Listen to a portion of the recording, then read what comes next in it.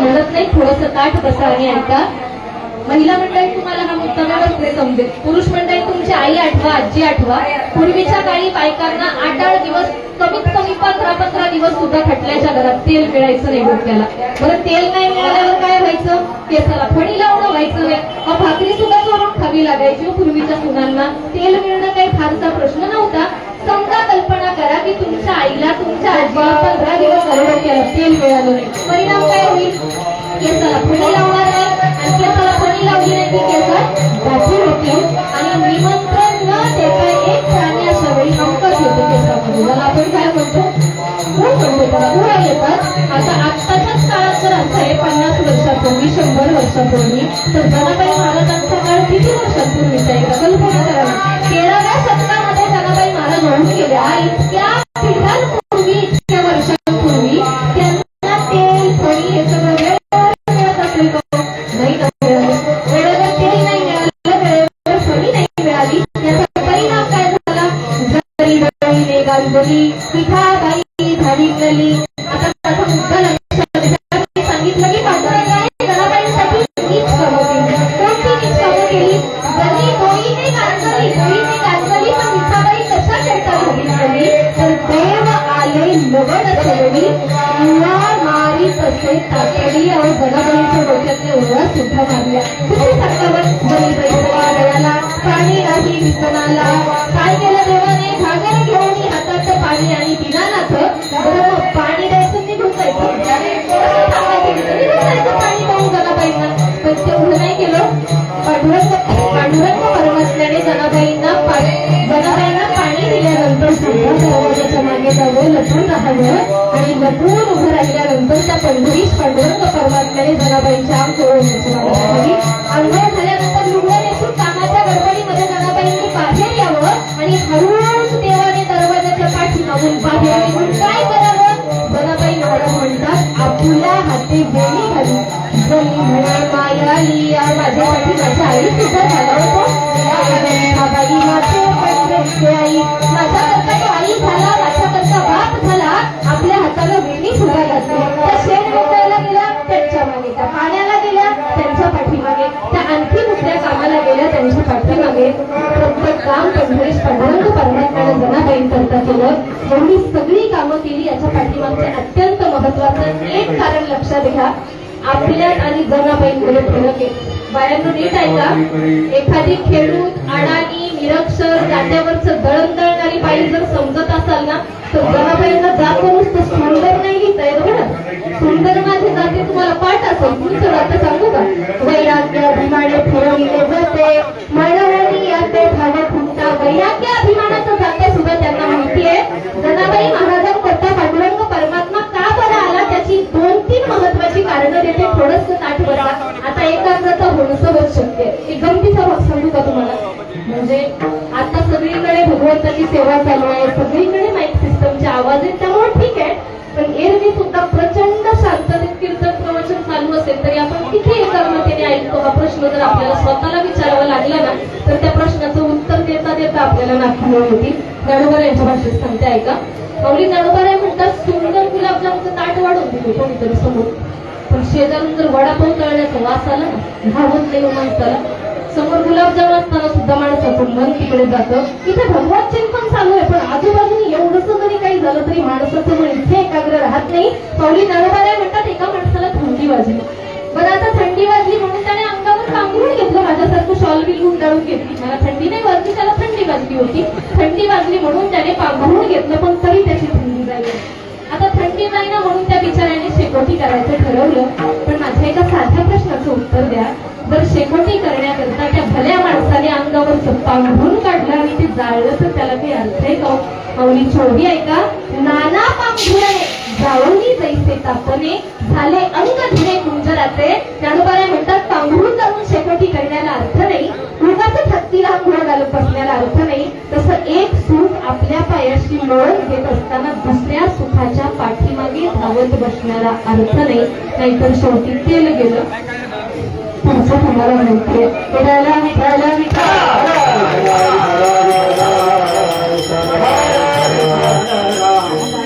व्यवस्थित ऐका. जनाबाई महाराजांकरता पांडुरंग परमात्मा एवढं सगळं करायला आला. महिला मंडळी, एक गोष्ट आवर्जून लक्षात ठेवा, हा आत्ताचा काळ नाही. मी घरून निघाले, डोक्यावर तुळशी घेतली आणि वारी करायला लागले. त्या काळात बाईला चूल आणि मूलच्या पलीकडचे अधिकार नाही बरं. बरं, चूल आणि मूलच्या पलीकडचं जगणं माहिती नाही, घराच्या बाहेर जाणं माहिती नाही. अहो ते होतं कशाला? अजूनही इथे नामदेवरायांच्या गादीवर येणं आणि एका महिलेने उभं राहणं कितीतरी ठिकाणी अजिबात अधिकाराचं मानलं जात नाही. तो आपला आजचा विषय नाही. त्याच्यावरती जर सोल्युशन द्यायचं झालं तर श्रवणम कीर्तनम विष्णू स्मरणम पाद सेवनम अर्चनम वंदनम दास्य सख्यमात्म निवेदनम. तर नवविधा भक्तीमध्ये कीर्तन ही दुसऱ्या क्रमांकाची भक्ती असेल तर भक्ती करण्याचा अधिकार प्रत्येकाला आहे ना. तर जनाबाई महाराजांनी, सर्व मुक्ताबाई महाराजांनी कीर्तन केली नाही असं जर म्हणणं असेल तर केवळ पुरुषांनीच कीर्तन केली असं एखादा तरी पुरावा आतापर्यंत सापडणं अपेक्षित होतं. तसं सापडत नाही. जनाबाई महाराज म्हणतात, करू हरीचे कीर्तन गाऊ निर्मळते गुण. त्यांना जर म्हणायचं असतं की नुसतं पुरुषांनी करा तर करा हरीचे कीर्तन, गा निर्मळते गुण असं सांगितलं असतं. ज्या अर्थी त्या म्हणतात करू, त्या बरं ते जाऊ द्या, हाती घेऊन निकाळ खांद्यावरी, जिथे खांद्यावर विणा आली तिथे कीर्तनाची परंपरा सुरू झाली. आता माझा मुद्दा नीट ऐका. पंढरीश पांडुरंग परमात्मा जनाबाई करता आला. बरं, नुसता आला नाही तर ज्या काळात बाईला मंदिरात सुद्धा येऊन दिलं जात नव्हतं त्या काळात आला. अहो किती हाल केले हो. ती कथा पाठ आहे तुम्हाला, त्या कथेमध्ये वेळ घालवत नाही मी आता. चोरीचा आळाला सोळावर द्यायची वेळ झाली, त्या कथेत वेळ घालवत नाही. पण सोळावर द्यायची वेळ झाल्यानंतर सुद्धा जनाबाई महाराज साध्या पांडुरंग परमात्म्याची शपथ घेऊन सांगतात की मी चोरी केली नाही, म्या काही झालं तरी मी चोरलं नाही ते पदक, मी ते पदक नेलं नाही. आणि त्याच्यासाठी पंढरीश पांडुरंग परमात्म्याची आण घेऊन सुद्धा त्यांनी सांगितलं. ऐकलं नाही ती कथा तुम्हाला माहिती आहे. शेवटी सुळावर द्यायची वेळ झाल्यानंतर पांडुरंग परमात्म्याला हाका मारून मारून मारून कंटाळल्या. पांडुरंग आला नाही. परीक्षा घ्यायची ठरवली. आपल्यासारखी बाई असती, आपल्यासारखं पुरुष असता तर गडागडा लोळत देवाच्या चरणावर गेला असतो. काय येत नाही बाबा माझ्याकरता भाऊ, विनवणी केली असती. त्याला जनाबाईंनी विनवणी नाही केली, लक्षात घ्या. त्या क्षणाला सुद्धा मृत्यूचा क्षण आपला काळ नजरेसमोर उभा असताना जनाबाई महाराज कमरेला पदार खोचतात आणि त्या पांडुरंग परमात्म्याला म्हणतात, ऐसा योग पोत केला जनी मे विठ्ठलला मेला श्री विठ्ठलाया तो आजपासून माझ्यासाठी. तो म्हणण्याची ताकद, तो अधिकार जनाबाईंमध्ये म्हणून पांडुरंग परमात्मा त्यांच्यासाठी ठेवून आला. लक्षात घ्या. हा आपल्यातला त्यांच्यातला फरक आहे. मंदिर प्रवेश नाकारल्याने फरक पडत नाही. अशा वेळी का पडत नाही सांगू? गमतीचा भाग आहे बघा. माऊली ज्ञानोबाराय म्हणतात की एकदा समुद्राच्या लाटांसमोर मिठाच्या बांधाने असं ठरवलं की आज मी समुद्राच्या लाटांना किनाऱ्याला येऊ देणार नाही. जमेल का? आणि सुतरिया सिंधू जळाचा लोटू न शके ठरू सैंधवाचा घाटू. ज्ञानोबाराय म्हणतात की मिठाच्या बांधात लाटांना अडवण्याची ताकद नाही. मंदिर प्रवेश नाकारणारे, मंदिर प्रवेश न करू देणारे किती मिठाचे बांध आडवे आलेले असतील. जनाबाई महाराज त्या समुद्राच्या लाटेसारख्या होत्या. लक्षात घ्या. म्हणून कोणाची अडवण्याची हिंमत झाली नाही. पुढे ज्ञानोबाराय म्हणतात की एके दिवशी धुराच्या छतानं असं ठरवलं की मी आज वाऱ्याचा आवेग अडवून दाखवणार आहे. जमेल का? धुराच्या छताने ठरवले की मी वाऱ्याला येऊ देणार नाही, ते जमणार नाही. ज्ञानोबाराय म्हणतात की अंधाराने ठरवलं की मी उद्याचा सूर्य उगवूच देणार नाही. जमणार आहे का? सूर्याचा उदय रोखणं कोणाच्या हातात आहे का? माऊली ज्ञानोबाराय म्हणतात, धूम्रराजांची पिंजरी वाजतिया वायुते तरी होकारी का सूर्यबिंबामा झाली अंधारी रिगे. अहो किती दुराच्या छताने ठरवलं तरी सुद्धा वाऱ्याचा आवेग अडवता येत नाही. मंदिरात येऊ न देणारी, कीर्तन करू न देणारी कितीही दुराची छत आडवी आली तरी जनाबाई महाराज त्या वाहणाऱ्या वाऱ्याच्या आवेगासारख्या होत्या. लक्षात घ्या. कितीही मोठे अंधार जनाबाईंना रोखण्याकरता आडवे आले तरी सुद्धा जनाबाई महाराज त्या उगवणाऱ्या सूर्यकिरणासारख्या होत्या. हे लक्षात घ्या. म्हणून पांडुरंग परमात्मा त्यांच्याकरता आला. नाही पटत एवढ्या वेळ पुढचा अधिकार सांगू, ऐका. जनाबाई महाराजांचा एवढा सगळा अधिकार नाही. आपल्यासारख्या सर्वसामान्य माणसाला उपदेश करणे एक वेळ ठीक आहे, पण ज्ञानोबारायांसारख्या महान विद्वत्ता प्रचूर साधूला ज्यांनी अभंग बोलायला सांगावे किती मोठा अधिकार असेल. नामदेव कीर्तन करी पुढे नाचे पांडुरंग जनी म्हणे बोला ज्ञानदेवा अभंग. ज्ञानोबारायांना अभंग बोलायला सांगण्याचा अधिकार आहे. आणि आता जरा कान घेऊन ऐका. आपण ज्या ज्ञानेश्वरीला सध्या ज्ञानेश्वरी म्हणतो ना, त्या ज्ञानेश्वरीचं पूर्वीचं नाव मला सांगाल का? भावार्थ दीपिका, बरोबर. पूर्वी ज्ञानेश्वरी, अजूनही म्हणतात भावार्थ दीपिका म्हणतात. त्या ज्ञानेश्वरीचं पूर्वीचं नाव भावार्थ दीपिका. ज्ञानेश्वरीला ज्ञानेश्वरी हे नाव नंतर पडलं. कोणामुळे पडलं तर संत जनाबाई महाराजांमुळे पडलं. माझ्या मनाने सांगत नाही, माझं नाही ऐकायचं.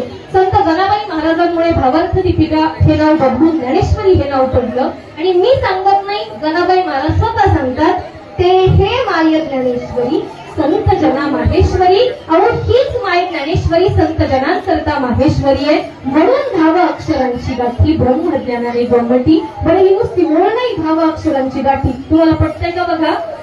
जनाबाई आडाणी ज्याला वाटतात ना, त्याने ताठ बसून एक वाक्य फक्त माझं महत्वाचं ऐका. संत जनाबाई महाराज केवळ आडाणी नव्हत्या, त्या एखाद्या खेळून फक्त नाट्यावरचं गडद करणाऱ्या महिला नव्हत्या, तर 9,000 ओव्यांची ज्ञानोबाऱ्यांची ज्ञानेश्वरी. आता तुमच्यातल्या जवळपास 90% लोकांना माहिती आहे. मी 1 जानेवारी पासून एकतरी ओवी आणि भवावी नावाची एक सिरीज सुरू केली आणि त्या सिरीजच्या माध्यमातून एक ओवीचं निरूपण मी तुमच्यापर्यंत पोहोचवत असते. पण तुम्हाला सांगू, त्या निरूपणामध्ये काही ताकद नाही. तुम्ही जे ऐकताय, जे वाचताय, त्यातही ताकद नाही. कारण आपले पुढचे 7 जन्म जरी गेले तरी सुद्धा ज्ञानोबाऱ्यांची एक ओवी जगणं सुद्धा आपल्याच्यानी शक्य होणार नाही. इतकी महान तत्वज्ञानाची, साधनेची महान अनुभूती त्या ओवीमध्ये. पण माझं वाक्य नीट ऐका. जनाबाई महाराज इतक्या विद्वत्ता संपन्न होत्या, इतक्या साक्षर होत्या. पांडुरंग का आला लक्षात घ्या. इतक्या साक्षर होत्या की जी ज्ञानेश्वरी वाचण्याकरता आपला उभा जन्म निघून जातो तरी आपल्याला जमत नाही. ती 9,000 ओव्यांची ज्ञानेश्वरी त्यांनी वाचली. नुसती वाचली नाही, ती ज्ञानेश्वरी वाचल्यानंतर ती समजून घेतली आणि त्या समजून घेतलेल्या ज्ञानेश्वरीचं वर्णन केवळ एका ओळीमध्ये केलं. किती ओळी? 9,000 ओव्यांची ज्ञानेश्वरी एका ओळीत मांडली. आता सांगितलं मी, भावाक्षरांची गाठी ब्रह्मज्ञानाने गोमटी. एका ओळीत ज्ञानेश्वरीचं वर्णन करण्या इतक्या त्या साक्षर आहेत. ज्ञानोबारायांना अभंग बोलायला सांगण्या इतक्या त्या साक्षर आहेत. ज्या काळात बाईला घराच्या बाहेर पडता येत नव्हतं ना, त्या काळात चूल आणि मूल या चौकटीला झुगारून देऊन आपल्या डोळीवरचा पदर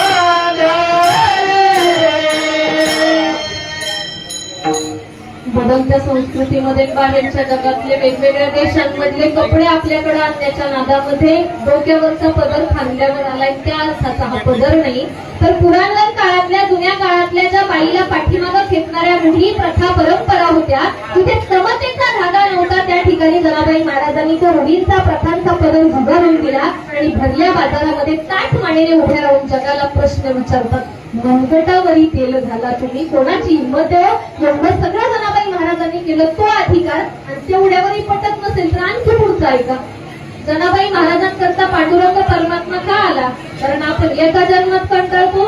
जनाबाई महाराजांनी एका जन्मात न कंटाळता परत परत परत परत जन्माला येताना भले माणूस कर किंवा करू नको, पण कुठे येण्याचं वागणं केलं? तरी पक्षी का शुकर, श्वान श्वापद मार्गार. मला तू एखादा पक्षी कर, मला डुक्कर कर, मला एखादा कुत्रा कर, मला जंगली जनावर कर, नाहीतर मला मांजर कर, पण नामदेवरायांच्याच घरची सेवा घडू दे. एवढं एक मागणं संत जनाबाई महाराजांनी केलं. आणि एवढ्यावरती म्हणून पंढरीश पांडुरंग परमात्म्याला म्हणतात की बाबा रे, एकच आशा आहे तुझ्याकडे. काय? ऐसी आशा हे मानसी, म्हणे नाम याची दासी. एवढी एकच आशा आहे, मला भले पक्षी कर, तर नामदेवरायांच्या घरासमोरचे दाणे टिपणारा कर.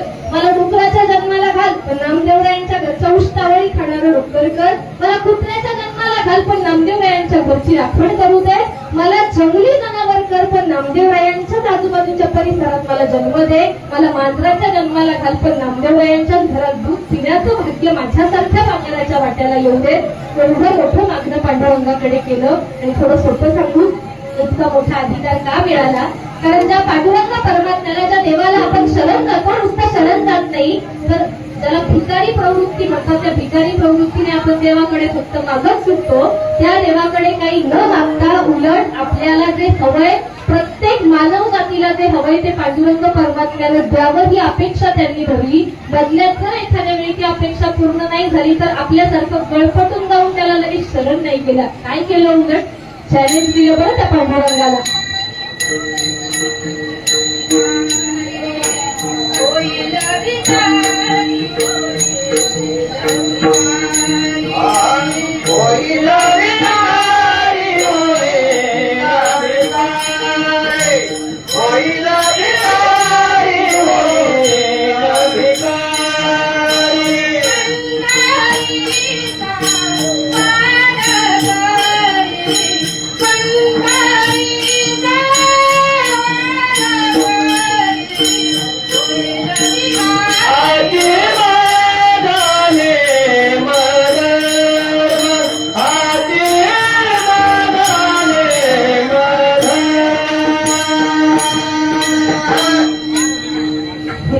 पण म्हणायला जमतं आपल्याला बरं, पण संसारातलं भिकारी पण जन्म जातो तरी आपल्याच्याने जमत नाही. जनाबाई महाराजांनी ते सुद्धा निभावलं आणि पांडुरंगाला चॅलेंज केलं, आणि जे मागितलंय ते तुला देता येत नाही. इथे माणसांचे हाल होतात, इथे माणसाला माणसासारखं वागता येत नाही. इथे माणसाला सगळ्या जाती धर्माची माणसं एकाच धाग्यात ओढलेली, ज्याला वारकरी नावाचा धागा म्हणतात. इतकी साधी गोष्ट समजत नाही. इथे प्रत्येकाच्या अंगात लाल लाल रंगाचंच रक्त वाहतं, एवढी साधी गोष्ट जर लोकांना समजत नाही ना, तर ऐक ना पांडुरंगा, नाही यायचं का तुला धरून? अरे अरे मोठा मुळ मायेच्या कारट्या, तुझी रांडारटकी झाली जन्म सावित्री तुळाल्याने, तुझे गेले मढे तुला काढून काळ रडे. एवढ्यावर पांडुरंग आला नाही हो, पण एवढं सगळं ऐकल्यावर पहाटे पहाटे पांडुरंग परमात्मा उठला आणि दरवाजात येऊन म्हणतो, एवढ्या सकाळी कोण रे, कोण आवाज देतो? एवढ्या सकाळी कोण शिव्या द्यायला लागले मला? मग कमरेला पदर फोटावा आणि जनाबाई महाराजांनी एक हात कमरेवर, एक हात त्या पांडुरंगाच्या राहुळाकडे, आणि त्याला म्हणावं, उभी राहुनी अंगणी शिव्या देती जाती. तो अधिकार आहे. एवढ्यावर नाही ऐकायचं. तुम्ही मंदिरात येऊ देत नाही तर देऊ नका. देव खाते, देव पिते, देवा हरी मी निभते, देव देते, देव घेते, देवा सवे व्यवहार इथे. एवढं सारं केलं म्हणून पंढरीश पांडुरंग परमात्मा त्यांच्याकरता धावून आला. आणि त्या पांडुरंग परमात्म्याच्या सेवेकरता आणि नामदेवरायांच्या घरच्या सेवेकरता संत जनाबाई महाराजांनी काय मागितलं? तर एकच गोष्ट मागितली, देवा देई गर्भवास तरीच पुरेल माझी आस. त्यांना परत परत जन्माला यावंसं वाटलं. आपल्याला किमान आधीच्या जन्मात जरी भजन करता आलं तरी उभ्या आयुष्याचं सार्थक झालं. विठोबा रखुमाई, विठोबा रखुमाई, रखुमाई, विठोबा रखुमाई, विठोबा रखुमाई, विठोबा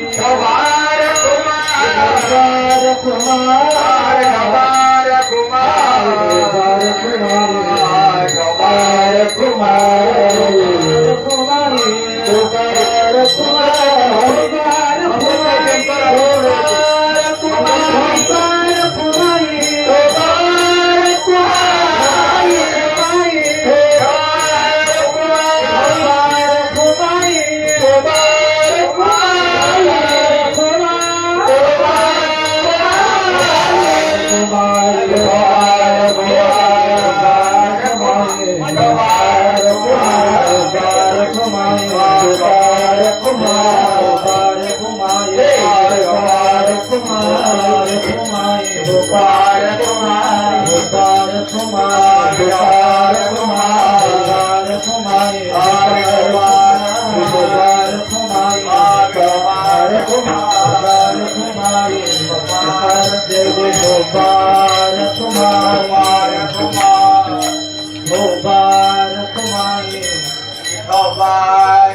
झोपा झोप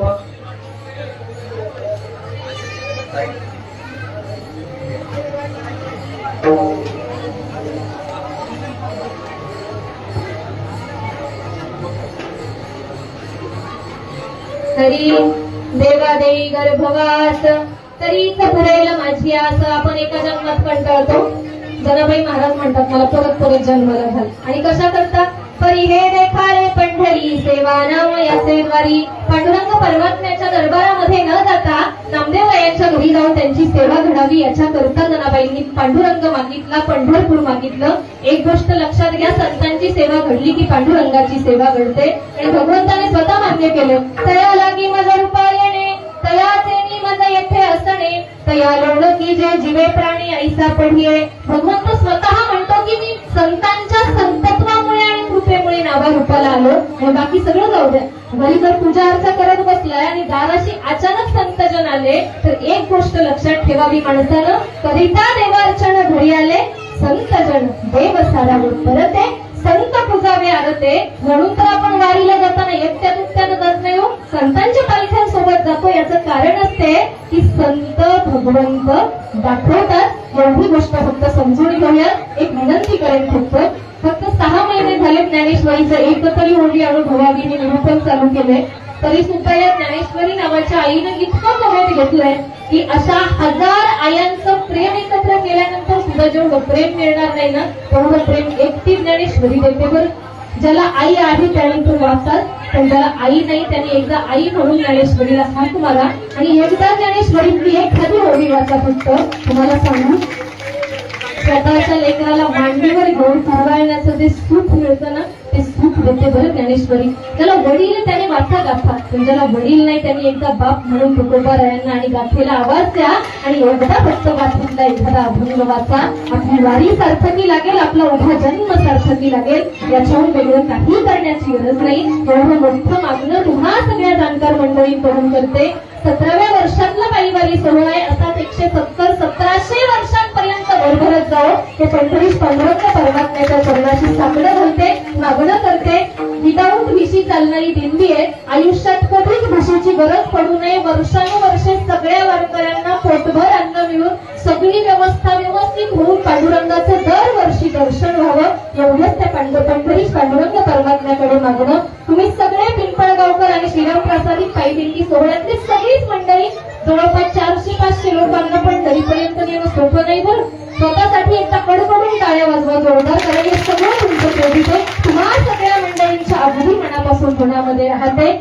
दिवसभर चाललेले आहात. आधी ठीक आहे पुण्यात, तर किमान आता सुरुवातीपासून पावसा पाण्यातून तुम्ही सगळी आलेली मंडळी आहात, त्यामुळे फारसा वेळ तुमचा घेत नाही. पण एक गोष्ट लक्षात ठेवा, वारीच्या वाटेवर आहोत ना, भगवंताला पंढरपुरात नंतर शोधा, कळसात नंतर शोधा, चंद्रभागेत नंतर शोधा, पण आधी सोबत चाललेल्या माणसाला आपल्या हाताशी धरून नेण्याचा प्रयत्न करा. भले तो अंध असेल, अपंग असेल, आपल्यापेक्षा कमी असेल, त्याला टाळ नीट वाजवता येत नसेल, त्याला भजन नीटचं करता येत नसेल, पण तो वारकरी एवढी एक गोष्ट जर आपल्याला कळली तरी सुद्धा आपल्या वारीचं सार्थक झालं. बाकी काही करण्याची गरज नाही. जनाबाई महाराजांनी सुद्धा संतांचा सहवास याच्याकरताच मागितला की नामदेवराय काय दाखवतील, तर पंढरीश पांडुरंग परमात्मा दाखवतील. जगातला एकमेव देव आहे, त्या देवाच्या समोर जात धर्म पंथ याच्यावरून कुठले कुठले कुठले सुद्धा भेद केले जात नाहीत. अहो त्या पांडुरंगाचा रंग काळा, आपल्यातल्या प्रत्येकाचा रंग सावळा.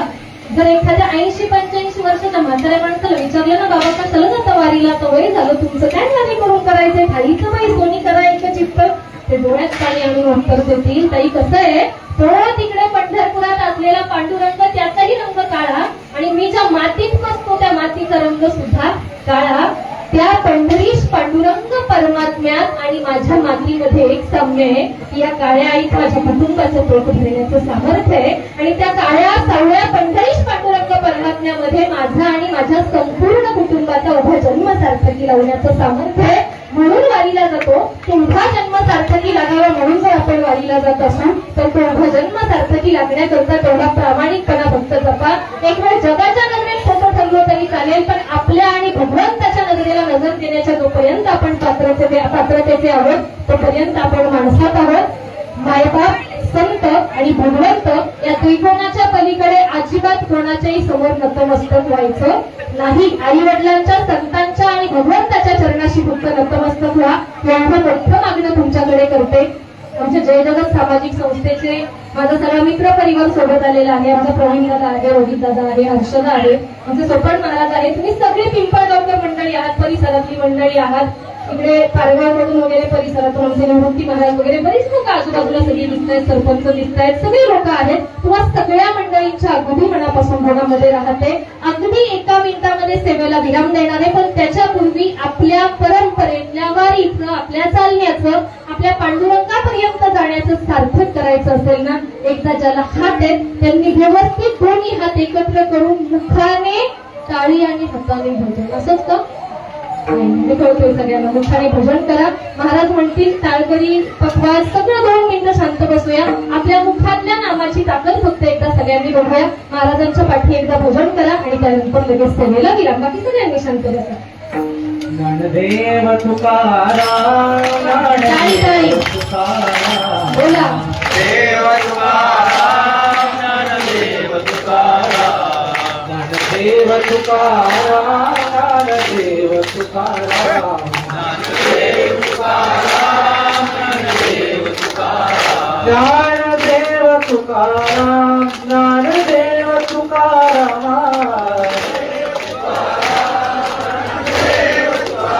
ज्ञानदेव तुकाराम, ज्ञानदेव तुकाराम, ज्ञानदेव तुकाराम.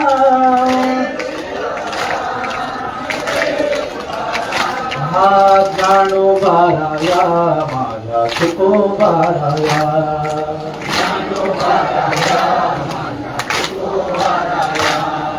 ज्ञानोबाराया माझा तुकोबाराया,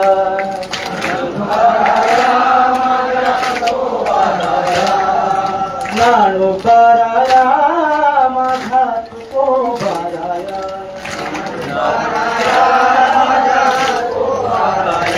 ज्ञानदेव तुकाराम, ज्ञानदेव तुकाराम, ज्ञानदेव तुकाराम, ज्ञानदेव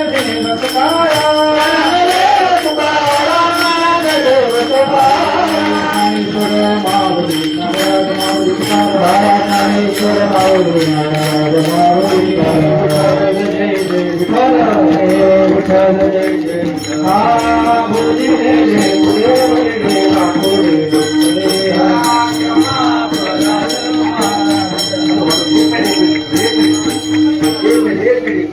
जेव्हा या ठिकाणी आरती होईल, आरतीसाठी मी ज्या बैलांच्या ठिकाणी नामलेखन घेतोय त्यांनी या ठिकाणी आरतीसाठी यायचे.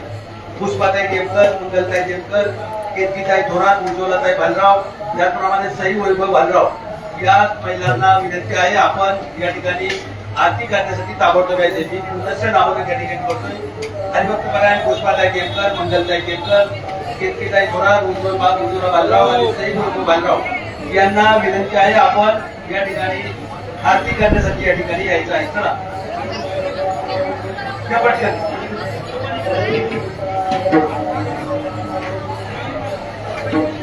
आणि आरती झाल्यानंतर ज्यांचं या ठिकाणी आता कीर्तन झाले त्यांचा आज या ठिकाणी अभिषेक चिंतन सोहळा आहे.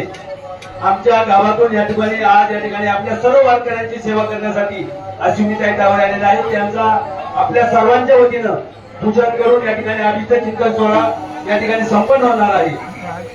स्वाती आठवण मोरडे आपण या ठिकाणी आरतीसाठी यायचे. चला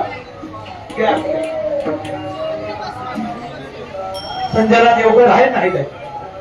संजना देवकर, संजना बाई चला.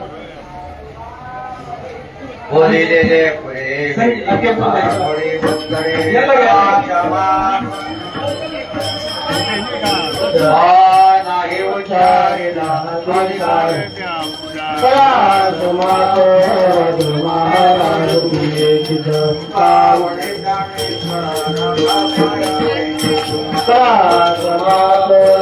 महाराज तुम्ही ज्ञानदेव तुकाराम,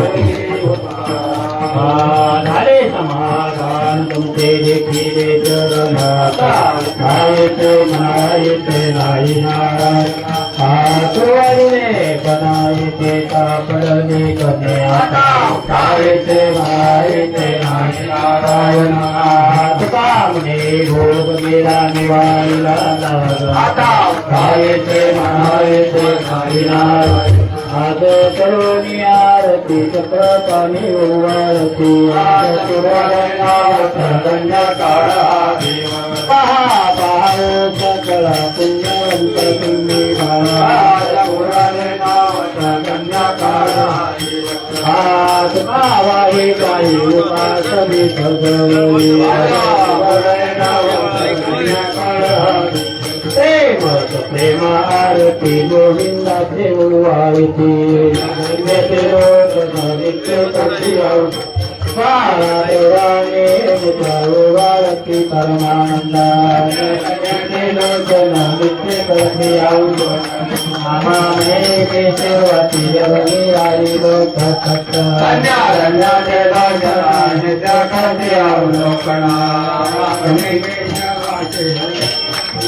लोकेला खाली करी मांगी रत्नाई विषय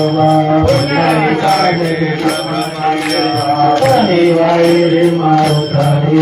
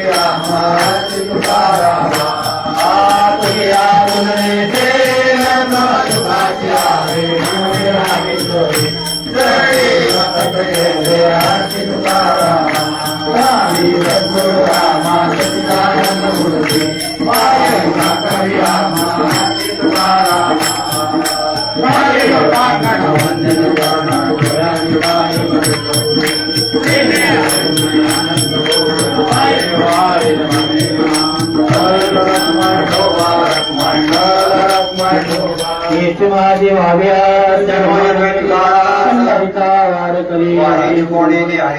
संगे सर्वकार स्नान तुका माझे वार करी अकल्पा विश्वावे तया कोणी काळी संत मंडळी सुखी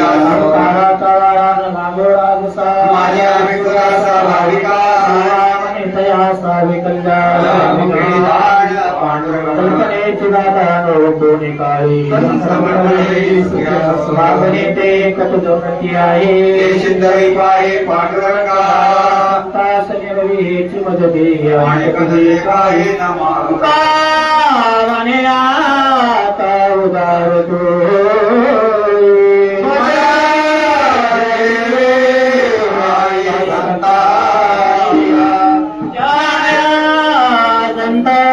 रवीची मदती आणि